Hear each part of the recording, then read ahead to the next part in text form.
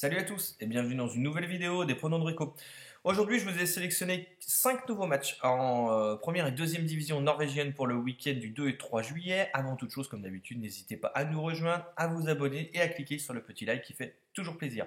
5 matchs donc en Norvège. Attention sur la première division norvégienne. Il y a en ce moment la coupe. Et donc il y a des équipes qui ont joué cette semaine, qui vont donc enchaîner 2 matchs dans la semaine. Il faut se méfier au niveau des résultats. Je commence par vous analyser le premier match entre Odd et Bodo Glimt. On regarde comme d'habitude le classement. Bodo est favori, 5e, Odd est 10e. Ça c'est la première chose. À domicile, Odd est vraiment mauvais. Ils sont sur 4 défaites consécutives. Ils n'ont gagné que 2 matchs. De son côté à l'extérieur, Bodo c'est pas trop mal. Ils sont 4e avec 3 victoires, 2 défaites. On regarde les derniers matchs. Bodo Glimt a donc joué cette semaine le 29 juin. Ils ont été gagnés 1-0 à Vålerenga donc en coupe. Par contre, Odd a joué le 26 juin. Donc là, ils vont avoir plus de repos que Bodo Glimt. Attention, ce ne sera pas forcément un match facile pour Bodo. Moi, ce que j'ai repéré sur ce match-là, je ne vais pas aller sur le résultat parce que les cotes sont trop faibles. Vous voyez, Bodo Glimt, on est à 1,70. Sachant qu'il y a un match de coupe dans la semaine, même s'ils sont favoris, attention, méfiance, ils peuvent être accrochés et faire un match nul. Moi, ce que j'ai repéré sur ce match-là, alors il y a tout un tas d'analyses que je fais. Là, je vais vous en montrer une assez rapide. C'est la première mi-temps. Et on va regarder donc à domicile, le plus de 0,5 en première mi-temps dans les matchs Odd, c'est passé dans 83% de leurs matchs, 5 fois sur 6. Et à l'extérieur, le plus de 0,5 est passé dans 83% des matchs également, dans 80% des matchs de Bodo Glimt, 4 fois sur 5. Pour moi, comme je vous le dis, j'ai pris d'autres éléments en compte, bien sûr, je ne vous montre pas tout, mais pour moi, il y aura le plus de 0,5 en première mi-temps sur ce match-là. On verra après les cotes. On va enchaîner sur le match entre KFUM Oslo, Sogndal, pardon. C'est l'Obos-ligaen, donc la deuxième division norvégienne, pas accessible à tout le monde. Au niveau du classement, le 5e se déplace chez le 7e, donc ça c'est plutôt intéressant pour le pari que j'ai sélectionné qui sera les deux équipes marques. On regarde l'équipe à domicile. Oslo est à 8 buts de marqués, 8 d'encaissés, donc en 5 matchs. Donc ça marqué, ça encaisse, ça c'est très très bien. Et à l'extérieur, Oslo est à 11 buts de marqués, 11 d'encaissés. Et ça c'est vraiment une stat encore meilleure que j'apprécie particulièrement. Pour moi, encore une fois, je ne vous fais pas tous les stats en détail, mais pour moi, il y aura les deux équipes marques sur ce match. On enchaîne avec Kristiansund contre Lillestrøm. Lillestrøm a perdu la semaine dernière à Strømgodset, 3-0, donc ils sont pris une petite fessée.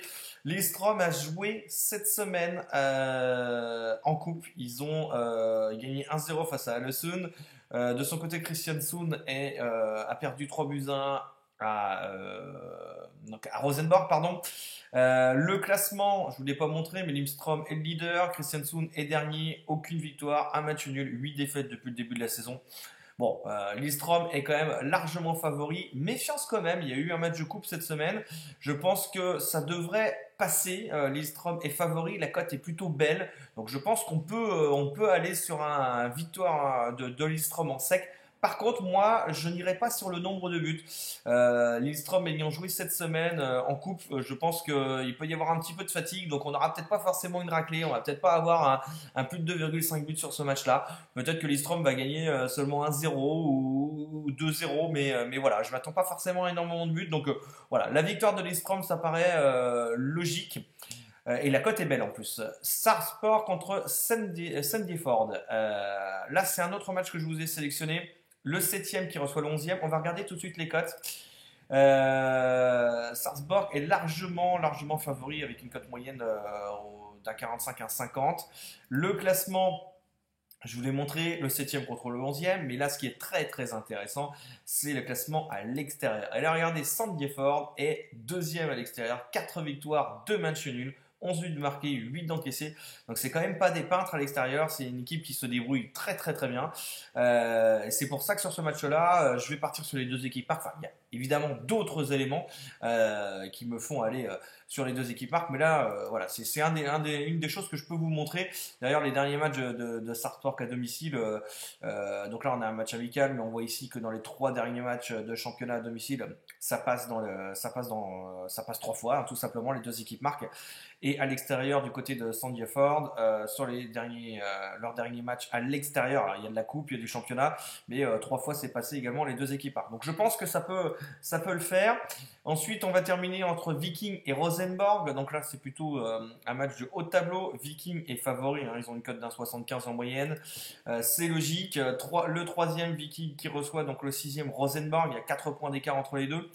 Chose intéressante à regarder, c'est Rosenborg qui cette semaine a joué le 30 juin en coupe. Ils ont été gagnés 2-0. C'était pas le cas de Viking qui a donc joué son dernier match. C'était en championnat, c'était le 25 juin. Donc là, il y a forcément plus de repos pour Viking. Ça s'annonce très compliqué pour Rosenborg.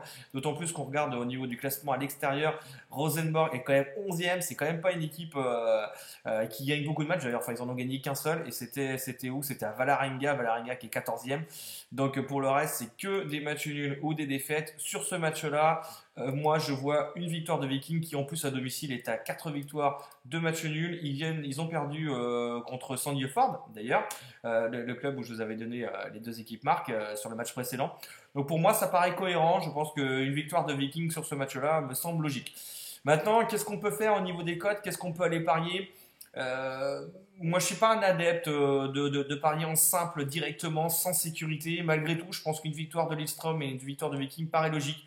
Maintenant, pour ceux qui veulent sécuriser, ben voilà, le Viking ou nul, le Lidström ou nul, les deux équipes marquent sur ce match-là, le plus de 0,5 ici, et les deux équipes marquent là, bah, à vous de faire un combi pour ceux qui veulent faire des combinés. Vous avez un petit peu de quoi faire, vous avez plusieurs éléments.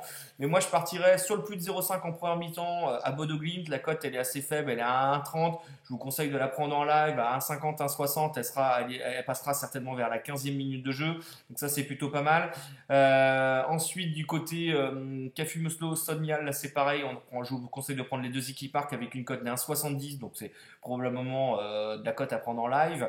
Et pour les autres équipes, la victoire de Lidström et de Viking en sec, c'est plutôt bien noté, hein. Donc moi, je pense que ça peut le faire. Les deux équipes marquent sur ce match-là. Je vous conseille 1,70, 1,75 aussi. J'ai pas regardé les cotes. À vous de voir selon vos bookmakers et là où vous pariez. Comme d'habitude, dites-moi dans les commentaires ce que vous en pensez. Vous avez également le lien dans le descriptif de la vidéo pour nous rejoindre sur mon canal Telegram. Et je vous dis à très bientôt. Ciao, ciao.